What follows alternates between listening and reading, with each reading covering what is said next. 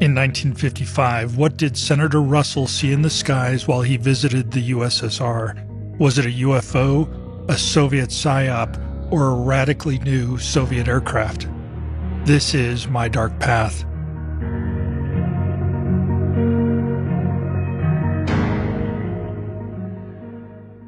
In October of 1955, a weathered passenger train crept along the shoreline of the Caspian Sea, bathed in the gentle glow of autumn's setting sun. 4 Americans surveyed the landscape from the last train car through dirty windows streaked with oil. They had departed from Baku, the capital city of the Azerbaijan Soviet Socialist Republic. As the train rattled down the tracks, they watched the peninsula's coastline fade away while observing the presence of oil rigs, watchtowers, and military installations that dotted the coastline. Azerbaijan was an essential part of the USSR's industrial base that focused on oil production. Due to a mishap by Intourist, the Soviet travel agency that was controlled by the KGB, the train's departure was delayed by nearly 2 hours. This delay created a sense of unease among the Americans, but they had been in the USSR for a month and were undoubtedly accustomed to the uncertainty of travel in the communist country. In one compartment, 3 of the Americans, Army Lieutenant Colonel Edward N. Hathaway, Washington, D.C. Attorney Reuben Efron, and California businessman Robert Groh, were immersed in a conversation. In the compartment next to them, Senator Richard Brevard Russell, under the weather with a cold, rested in his bunk. But soon they would experience something extraordinary, far beyond any of their expectations.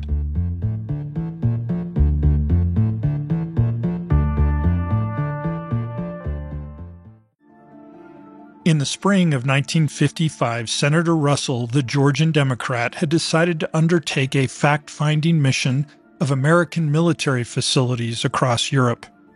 Born on November 2, 1897 in Winder, Georgia, Russell became interested in politics early, influenced by his father, a judge and a state legislator. Russell embarked on his political career after graduating from law school in 1918. He served briefly in the Georgia House of Representatives before enlisting in the Navy during World War II. And after the war, he was elected governor in 1931, but only served 2 years before being elected to the U.S. Senate in 1933. Russell was the chairman of the influential Armed Services Committee and one of the most powerful U.S. senators. At this time, when there was no formal congressional oversight of the CIA, he was one of the agency's staunchest allies in the Senate. Russell was also a friend to many defense contractors.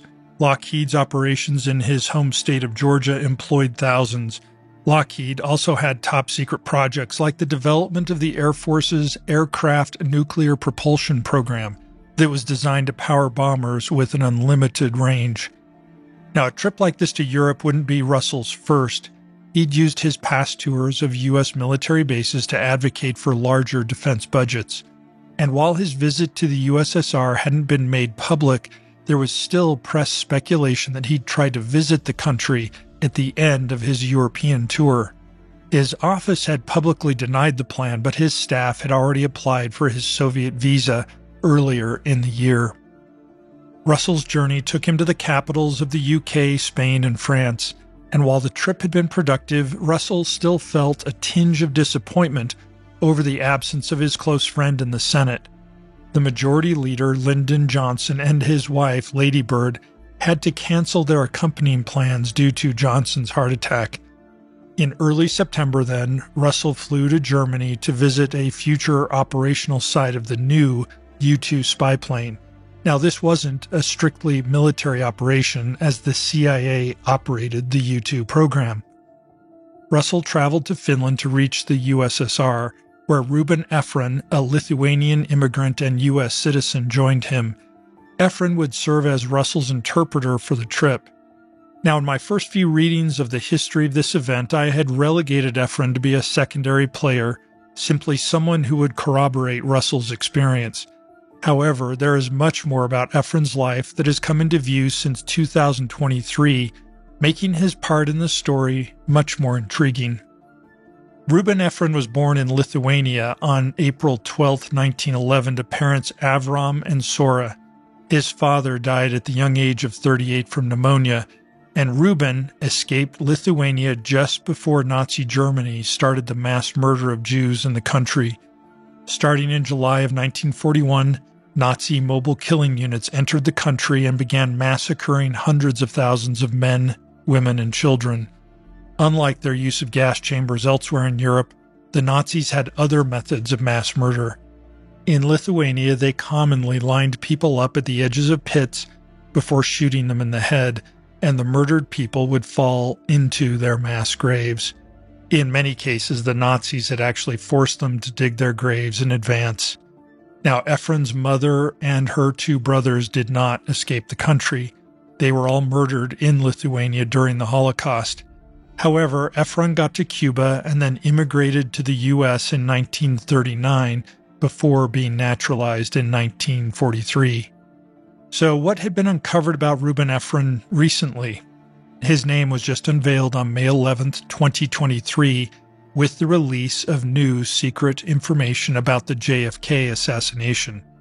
Efron was identified as the person who was operating and reading Lee Harvey Oswald's mail for the CIA's HT Lingual project.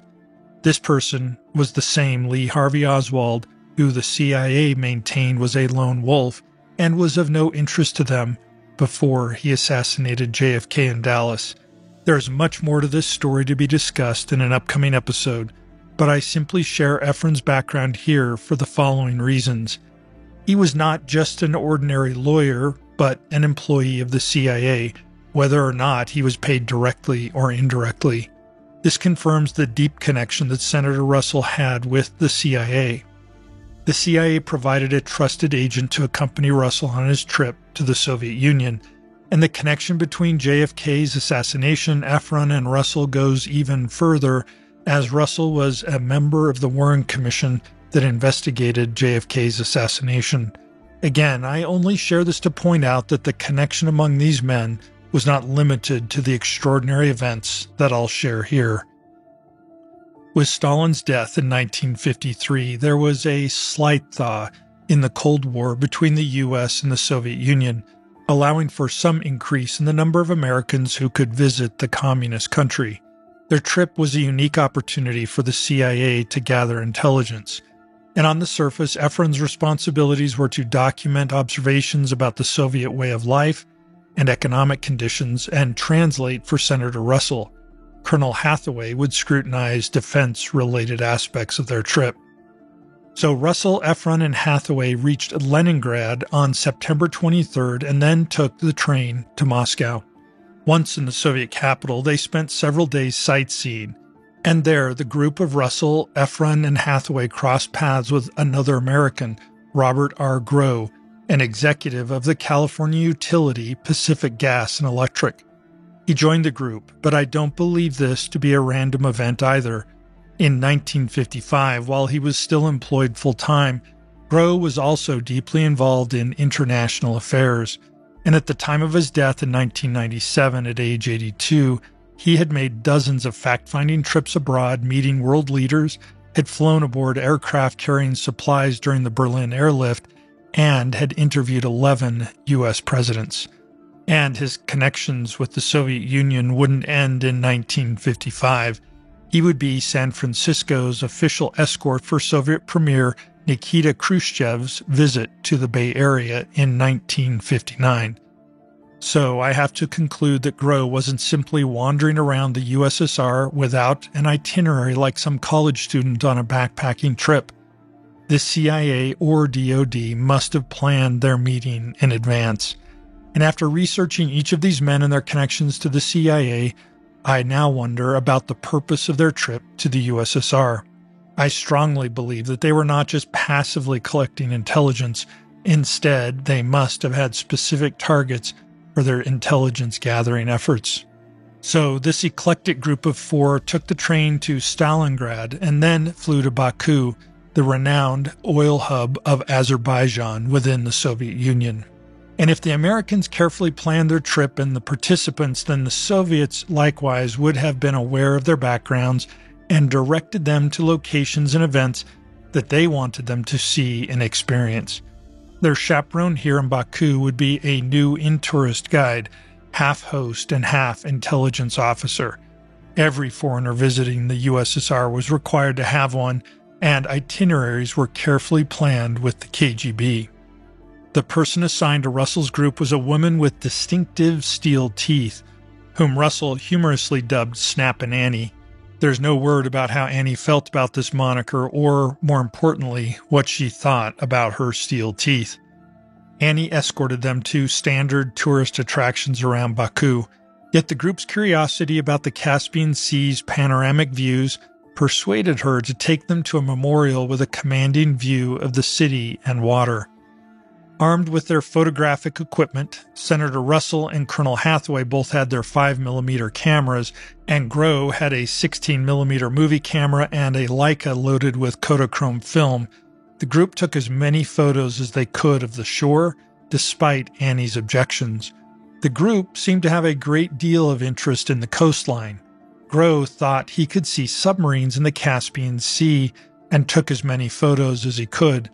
And if true, this would be very peculiar. You see, the Caspian Sea is the largest inland body of water in the world, not connected with any ocean. Ships and ocean-going craft there would only be useful for development and not easily deployed elsewhere. On the evening of October 4th, 1955, with their time in Baku complete, the Americans went to the train station to board for Tbilisi, Georgia. Settling into their compartments, they noted the presence of a tall, imposing military figure identified by his insignia as a one-star general. This man took a seat in a nearby compartment. The general's presence, though, didn't raise any alarms, and their train commenced its journey at 6 p.m., hugging the Caspian shoreline before veering west-northwest near Eilat, bringing them within a mere 75 miles of the Iranian border. Now, the train paused briefly at Eilat station around 7 p.m., and feeling under the weather, Senator Russell was alone, resting and watching the passing landscape from a different compartment from the other three. He dimmed the lights to rest, and as the train pulled away from the station, a peculiar light caught his attention through the window to the south. Initially, he dismissed it as a mere reflection on the train glass, but quickly he realized the object wasn't a reflection. It was spinning, glowing a yellow-green color, and it quickly flew into the sky on a nearly vertical trajectory. Excited, Russell ran to his fellow travelers in the adjacent compartment, exclaiming, quote, "I just saw a flying saucer," end quote. He turned off the lights in the second cabin, and the four men rushed to the window just in time to witness the first mysterious object vanish into the night sky, passing to the north over their train. Groh struggled to retrieve his cameras from his luggage to capture the phenomena, and in the meantime a second object appeared and seemed to follow the trajectory of the first. To Hathaway and Efron, the object appeared circular, roughly the size of a fighter jet, but it rotated. It seemed to have a faint glowing color like fire or sparks coming from underneath it. But there was no sound, and it left no smoky trail like an airplane or a rocket would. Groh thought it moved unusually fast and called out, "It shot into the sky." They observed the two objects revolving to the right like a discus in flight during their ascent. Each object had two lights on top. As each object rose to about 6,000 feet, its velocity increased sharply and it sped off in a northern direction. And as the objects passed over the train, no one saw protrusions like wings, engines, or propellers on the craft. The men sat in stunned silence for a few minutes. This was a very unusual event. The presence of searchlights pointing straight into the air near the launch site suggested a military facility, although no runways or buildings were visible. They continued to peer through the window, hoping to see more flying objects as darkness drew across the land and the train continued its journey.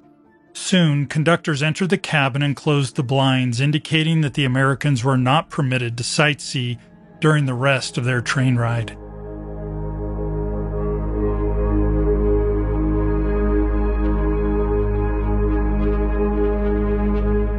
Part 2.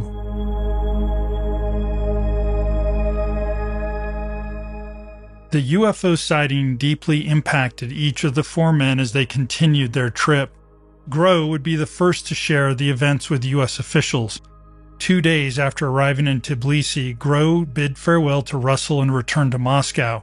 But before he left, he described the UFO sighting to staff at the U.S. Embassy, causing a sensation. Quickly, the senior officials at the embassy, including the CIA head of station, suggested to Grow that the area was simply a missile testing site. And once Grow returned to California, the CIA visited him and confiscated all the photos and film of the event. CIA Director Alan Dulles reportedly urged Grow to remain silent about the encounter. Meanwhile, Russell, Efron, and Hathaway traveled west towards Czechoslovakia via Kiev. Arriving at the U.S. mission in Prague on October 12th, Hathaway bluntly told the U.S. Air Attaché Lieutenant Colonel Thomas Ryan, quote, "I doubt if you're going to believe this, but we all saw it. Senator Russell was the first to see this flying disc. We've been told for years that there isn't such a thing, but all of us saw it." End quote. Lieutenant Colonel Ryan scheduled a formal debrief for the group the next morning, but only Hathaway and Efron could attend as Russell had official duties to fulfill. At this point, I wonder, was Russell communicating directly with more senior leaders in the military or the CIA, while Hathaway and Efron spoke to the mid-level Ryan? If so, what was Russell telling them, and would it be different from the official story that Ryan was documenting? The next day, Ryan sequestered Hathaway and Efron in a conference room and started to debrief the two Americans. As this interview was unplanned, Ryan asked general questions about their trip, capturing notes about the Soviet military assets and economic conditions. But soon the discussion turned to the Baku saucers. Hathaway described the objects with the precision one would expect of a military officer, and Efron echoed his description. The objects had a circular, disc-like shape and rotated clockwise. Ryan thought their story was credible.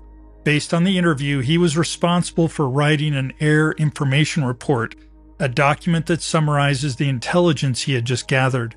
There are copies of this report on the internet, but they're very difficult to read as they have many redactions.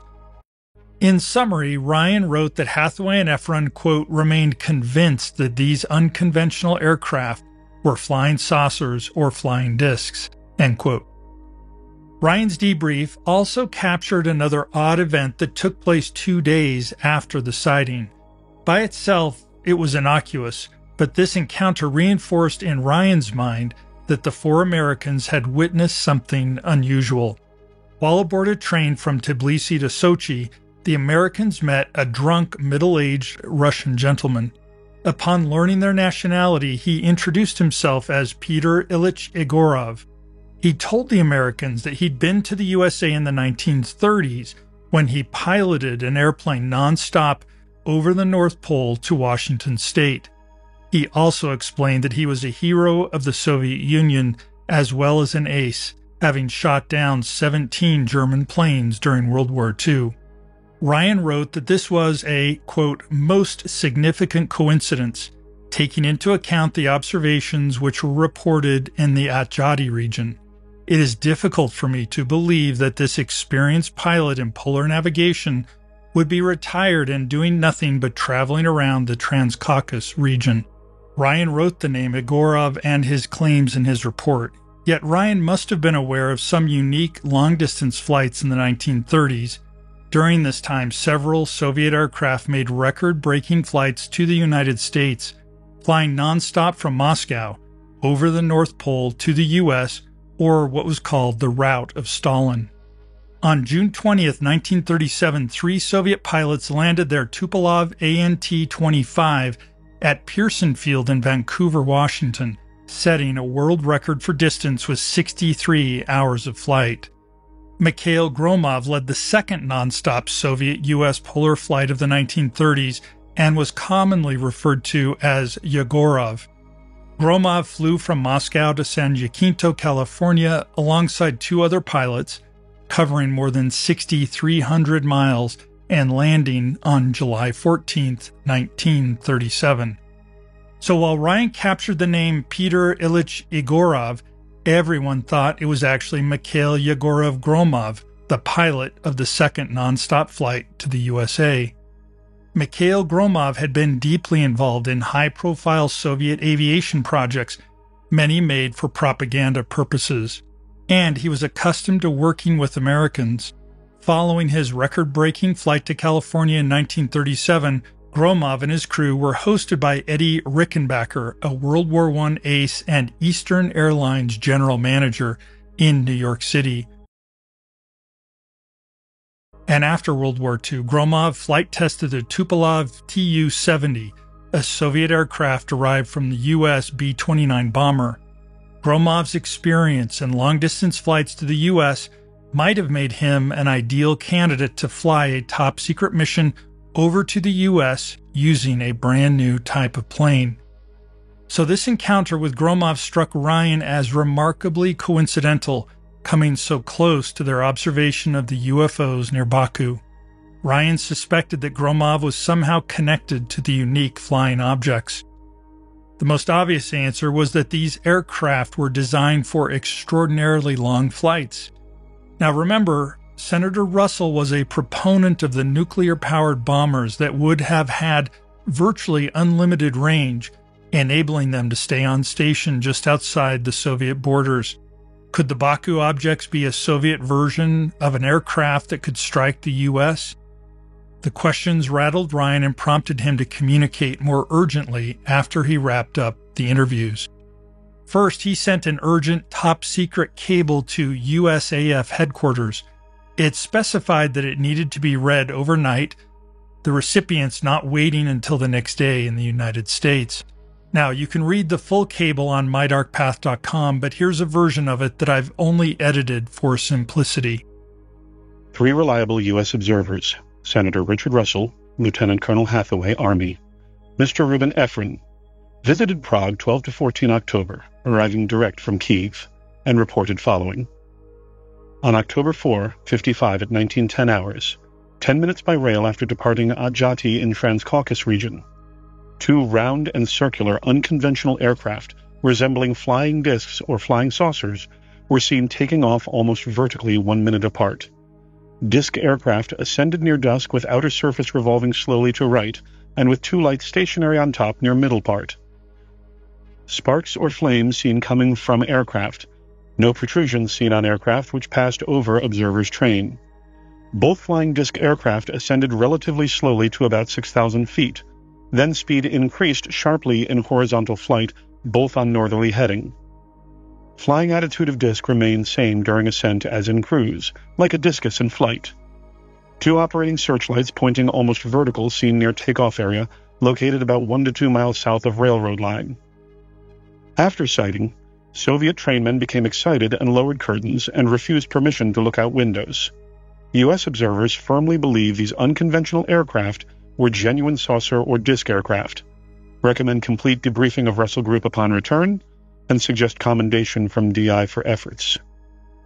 With this urgent cable sent, Ryan followed up with his in-depth air intelligence information report, including an illustration of the observed discs, alongside a statement that Russell's observation could validate many of the historical saucer sightings that were typically dismissed by the government. Ryan's cable and then his follow-up report jolted the CIA and Air Force into action.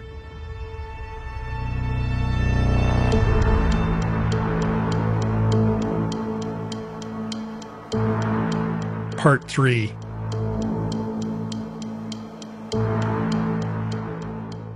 The CIA was already trying to understand the implications of a crash of a Tu-104 bomber just a few months earlier in August.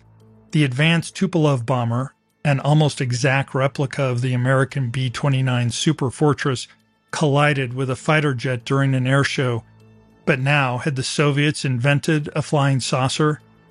While various government sources had routinely dismissed UFOs, others in the U.S. aerospace industry entertained the idea of saucer-shaped, high-performance aircraft as a near-future reality. For example, in December of 1954, the Air Intelligence Digest had written about a disc-shaped aircraft. This publication was not a tabloid writing spurious rumors. Instead, it was a publication by Air Force Intelligence which provided insights into military aviation technology, tactics, and intelligence assessments. For instance, it included detailed analyses of foreign military technologies, such as Soviet MiG aircraft, and was widely read by U.S. military and intelligence communities.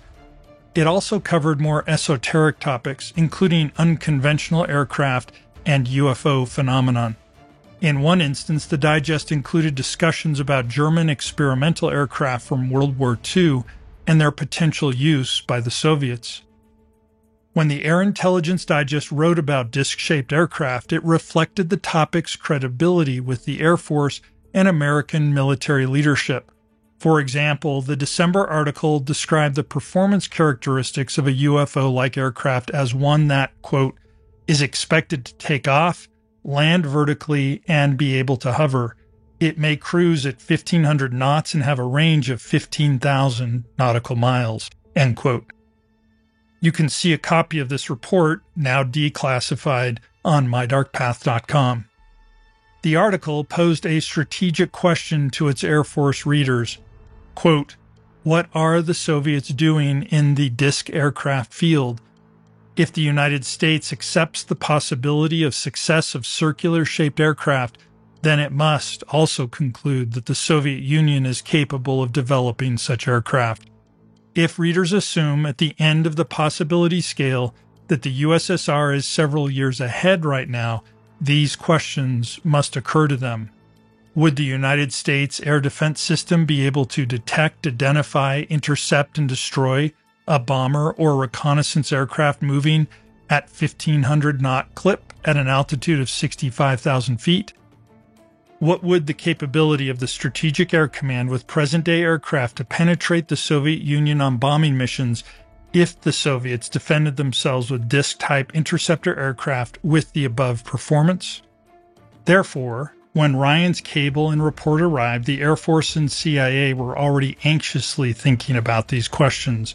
For the source of the sightings to be Senator Russell, who was already deeply trusted by the U.S. military, CIA, and defense contractors, well, you couldn't have had a more credible source. So as CIA analysts started to dissect Ryan's reports, a third observation heightened their alarm. Remember that Americans, Grow in particular, had thought they had seen submarines in the water of the Caspian Sea. In theory, Grow had even taken photos of them. The same article from the Air Intelligence Digest described with illustrations how the Soviets would want to launch and recover saucer-like aircraft from their submarines. Therefore, the disc-shaped aircraft, the submarines, and pilot Mikhail Gromov all pointed to one conclusion, that the Soviets were already flying an aircraft that was still just being dreamed about in the United States. Now, interestingly, the CIA's fears were so significant about Soviet UFO aircraft development that it implemented a protocol for evaluating such evidence in June of the prior year. When any intelligence about these disc-shaped aircraft types came forward, the CIA's Applied Science Division took accountability for evaluating it. In particular, they wanted intelligence on saucer-like planes like those under development by Avro Canada in the late 1950s for the U.S. military. The Avro car was a disc-shaped craft, making it resemble what is popularly associated with UFOs. A turbojet engine propelled and lifted it, creating a cushion of air beneath it, a concept known as ground effect. The CIA's Applied Science Division dove into the evidence and arrived at several conclusions. On October 18th, a week before Senator Russell returned to the country, CIA Director Allen Dulles briefed the Intelligence Advisory Committee about Senator Russell's sighting. The advisory committee included intelligence chiefs from military branches, the FBI, Atomic Energy Commission, and the State Department. The day after that meeting, Wilton E. Lexow, head of the Applied Science Division, issued a memo that included the following. The objects reportedly cited by Senator Russell are described to be similar to Project Y. which is in the research stage at Avro Aircraft Limited, Canada, under contract to the U.S. Air Force. Project Y is being directed by John Frost. Mr. Frost is reported to have obtained his original idea for the flying machine from a group of Germans just after World War II. The Soviets may also have obtained information from this German group. Since the objects were reportedly seen in operation in an area where it is most unlikely that experimental flying would be conducted, it is likely that these objects were in service. This would indicate very rapid progress in this development for the Soviets. It does, however, seem inconsistent that the Soviets, if they have such an object in service, would continue their large development and production programs on conventional type aircraft. Since our first information on Project Y in early 1953, ASD has been on the alert for information which might indicate that the Soviets were working on such a project. Prior to the sighting by Russell, no such information has been available. In order to properly evaluate the report by Russell and group, it will be necessary to have additional information and details of the sighting. The Air Force has made arrangements for technically competent persons to question the party. Concerned that news of Russell's UFO sighting would reach the public, the Air Force and CIA decided to preempt any leaks. On October 25th, the day that Senator Russell was to return to the U.S., the Air Force issued a news release summarizing the results of an investigation into UFOs that had started in 1947. In the release, Secretary of the Air Force Donald A. Quarles said, quote, "On the basis of this study, we believe that no objects, such as those popularly described as flying saucers, have overflown the United States. I feel certain that even the unknown 3% could have been explained as conventional phenomena or illusions if more complete observational data had been available. However, we are now entering a period of aviation technology in which aircraft of unusual configuration and flight characteristics will now begin to appear." End quote. Now, this is a fascinating press release for many reasons. It leaves open the idea that Soviet UFO-type aircraft could be flying, but just not over the USA. It completely denies the potential that the unresolved cases could be of extraterrestrial origin. And of course, its timing, the day of Russell's return, completely overshadows any rumors that the press may have heard. And by the way, all these materials are available on mydarkpath.com. The press release ends with another Quarles statement, quote, "I think we must recognize that other countries also have the capability of developing vertical rising aircraft, perhaps of unconventional shapes. However, we are satisfied at this time that none of the sightings of so-called flying saucers reported in this country were, in fact, aircraft of foreign origin." End quote. I found a copy of the press release in a 1966 privately published book by Dr. Leon Davidson. I've made a short YouTube video of it in full detail, and a link is in the show notes if you want to see the whole release and accompanying materials.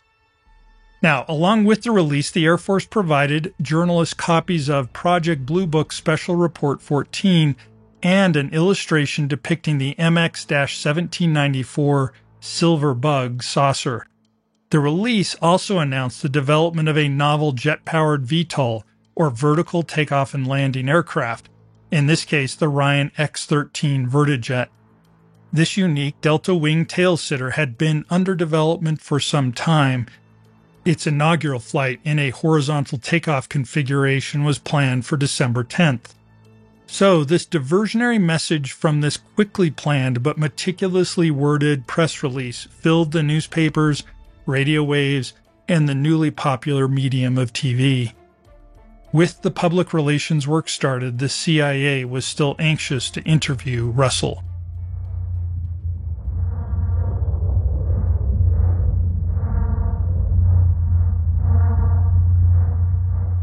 Part 4.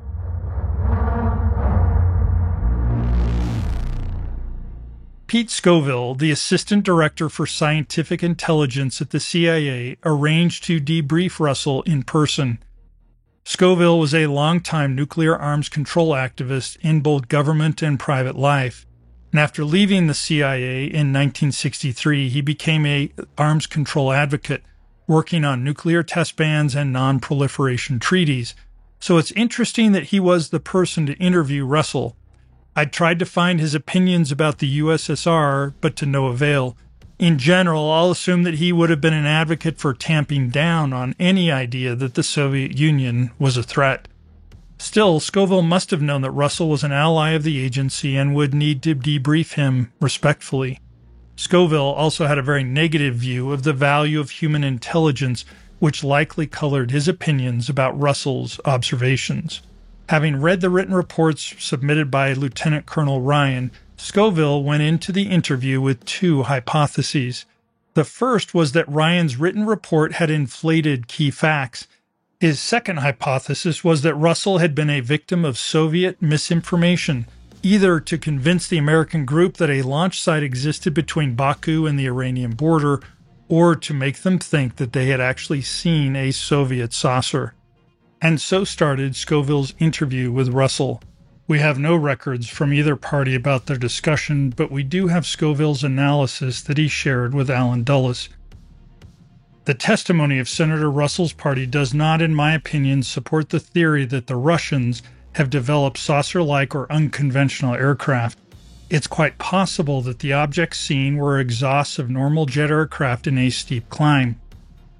The fact that none were seen on the ground might indicate that the aircraft were in a dive followed by a sharp pull-up, so that nothing was seen until the exhausts were visible to the observers on the train. However, it is possible that the aircraft were indeed of the short or almost vertical takeoff variety. Scoville did not even address the possibility of the sightings being of non-earthly origin or that the men had seen any breakthroughs in Soviet aircraft development. Scoville's statements are reasonable, but I wonder how his bias against human intelligence affected his insights. What did Senator Russell say about this report? Was his relationship with CIA Director Dulles strong enough that he knew of Scoville's interpretation? Did he agree or object to this description? Again, sadly, there's no public record. But we do know one thing. The press campaign orchestrated by Secretary of the Air Force Donald Quarles, it worked brilliantly and diverted national discussion away from UFOs and toward aircraft development. After Quarles' announcement, media outlets buzzed with features on saucer-like vertical takeoff vehicles. U.S. News and World Report on November 4th heralded "Flying Saucers, You'll See Some Official Ones Soon," which was a detailed piece reflecting on Quarles' disclosure, adorned with an illustration of the Avro saucer. The piece included the following, quote, "Man-made saucers, now to be built, will have the same basic characteristics that, since 1947, have astounded thousands of persons who reported seeing flying saucers." End quote. This article was one of many that assured the American public that anything unusual they might see in the sky could be easily explained. But Quarles' press campaign infuriated the people working on UFO investigations in the government. Ed Ruppelt, the director of Project Blue Book until late 1953, questioned the Air Force's rationale for withholding the special report for such an extended period. Donald Keyhoe, the Marine Corps pilot who became the director of NICAP, saw the release of Special Report 14 as an orchestrated cover-up. He publicly described Quarles' statement in the press release as an insult and a deliberate attempt to conceal the truth. Keyhoe thought the Air Force had compiled and analyzed irrelevant data and used it as a calculated move to hide the truth. The cases he championed, which he believed unequivocally demonstrated the physical reality of alien spacecraft, were conspicuously absent. Amid the behind-the-scenes frustration, rumors about Russell's experience percolated among the media. Efron, Groh, and Hathaway maintained their silence, mirroring Russell's discretion. Intriguingly, Efron didn't even record the event in his classified diary, and Russell's public statements were conspicuously ordinary, centering on Soviet healthcare routines instead of his remarkable encounter. Efron, Groh, and Hathaway had no political leverage and needed to stay silent to preserve their jobs and reputations. Senator Russell felt safe enough to leave small hints in the public record. His trip certainly increased his concerns about Soviet air power. Within months of returning, he established an air power subcommittee in the Senate, focusing his attention on air defense strategies. He must have shared his experience with his Senate subcommittee colleagues, as a muddled version was captured in the subcommittee's proceedings in 1956. Some of the senator's friends also heard the story behind the closed doors of the Senate cloakrooms, and some oblique references even entered his public speeches. For example, when the Soviets launched the first artificial satellite in 1957, Russell's very first speech on the topic linked Gromov's 1937 flight to the U.S. to the Soviet missile technology. He said, quote, "The principal significance of this announcement is not solely in the fact that the Russians have launched the first satellite. We have consistently underestimated the productive capacity of the Russians. I have reminded the officials of the executive branch of the government time and again of the fact that the Russians built and successfully flew aircraft over the North Pole and into this country back in the early 1930s. End quote. So at this point, we have three hypotheses about what Russell's group observed that I've teased throughout the episode. First, they saw two standard Soviet aircraft or missiles and mistakenly identified them. Second, they saw an incredibly advanced Soviet disc-shaped aircraft with unusually powerful flight abilities. Third, they were subject to a Soviet PSYOPs effort to make the head of the U.S. Armed Services Committee believe the Soviets had an incredibly advanced disc-shaped aircraft. And fourth, they did see something that was not of human origin. So at this point, we have four hypotheses about what Russell's group might have observed. Now, I've put them in this order based on my own sense of the likelihood of that hypothesis being true. Now, even as someone who wants to believe in the existence of alien life and that UFOs are already visiting the Earth, I also recognize that most sightings are simply misinterpretations of natural or man-made phenomena. There's nothing wrong with people reporting these events. It's only important to recognize that most sightings can be explained. Second, I believe it's reasonable that the group saw a new Soviet technology that was under development. The 1950s was a period of Soviet advancements in jet-powered aircraft, including the creation of the MiG-15 and its improved variant, the MiG-17. The Yak-25 was also an advancement as an air defense airplane. And it's hard to explain, although not impossible, the presence of the Soviet war hero and pilot. They may have been developing a secret long-range aircraft, but putting the test so close to the Iranian border seems unwise. At the time, the country of Iran was an American ally, led by Shah Mohammad Reza Pahlavi, who was put in place by a CIA coup. Third, the event may have been a PSYOPs effort. Certainly, the Soviets tried to influence what Russell and his group saw throughout their entire visit, focusing on a happy, productive Soviet Union. And if they engineered this UFO observation to scare or make the Americans think that they had developed new technology, it failed miserably. If it had been a PSYOPs effort, there are a dozen ways that they could have left no doubt in the Americans' minds, instead of providing a view of something that left so much to the imagination.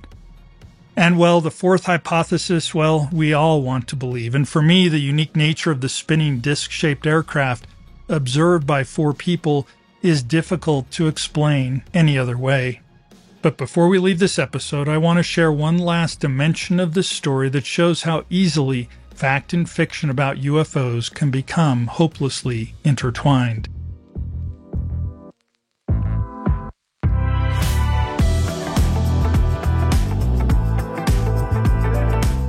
Part 5.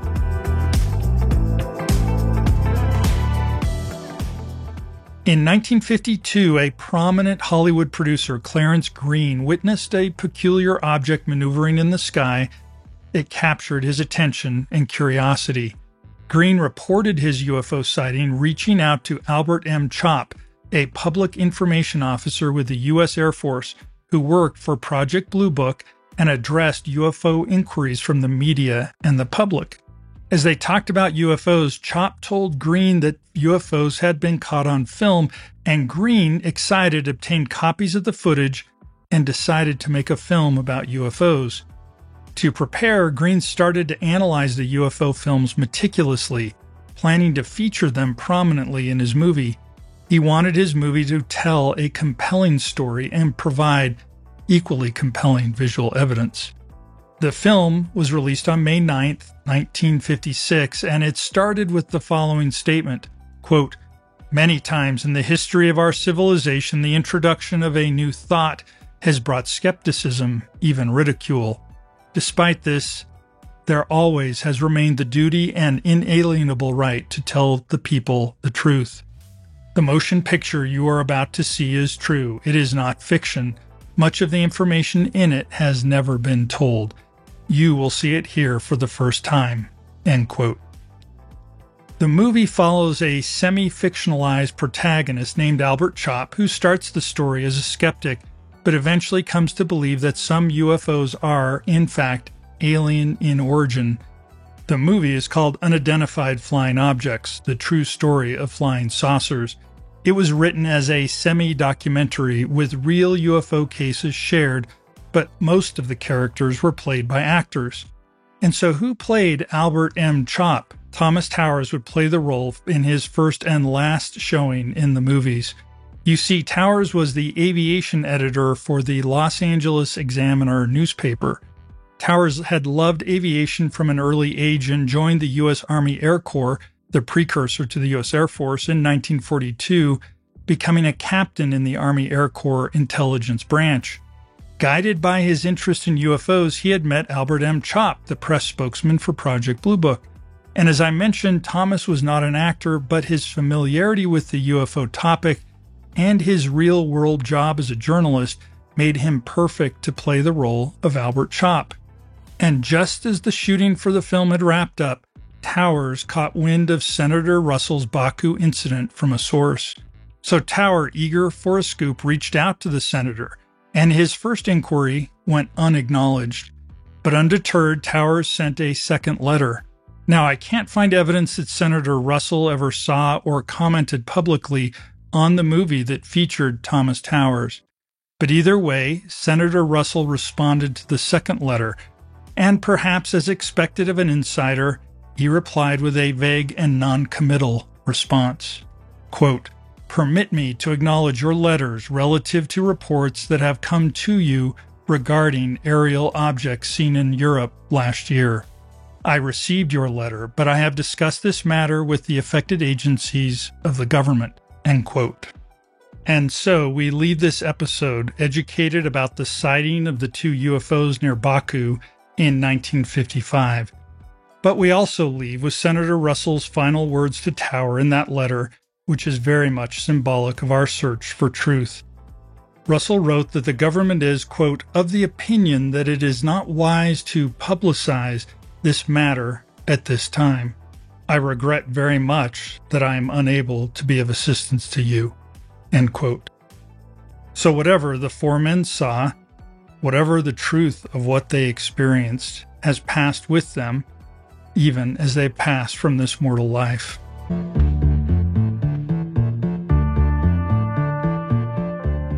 Thank you for joining me on this episode of My Dark Path. I am so grateful for you. If you'd like to support the show, please leave a rating and consider joining My Dark Path Plus on Patreon. Until next time, my friends, good night.